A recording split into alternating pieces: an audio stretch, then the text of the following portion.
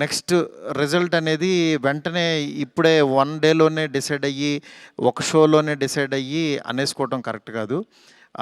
ఎందుకంటే ఇప్పుడు పండగుంది, అన్ని సినిమాలు చూస్తున్నారు. చూడాలి. ఒక 10 రోజులు ఆగితే ఈ సినిమా ఏంటని తెలుస్తుంది. ఎందుకంటే ఎప్పుడైనా సరే మనకి కొత్త పాయింట్‌తో వచ్చిన సినిమా కూర్చోంగానే ఇవి ఎక్కేసి అద్భుతం జరిగిందని అనుకోం. ఎందుకంటే కొత్త పాయింట్ ఎప్పుడైనా ఇట్ విల్ టేక్ టైం. డెఫినెట్‌గా ఇందులో ఉన్న కొత్త పాయింట్‌లో ఉన్న చిన్న చిన్న మంచి మంచి పాయింట్స్ మాత్రం డెఫినెట్‌గా వీటి గురించి మాట్లాడుతున్నారు. ఈ ఎపిసోడ్ ఇలాగని చాలా కొంతమంది ఇంటలెక్చువల్ పీపుల్ కొంతమంది మాట్లాడుతున్నారు.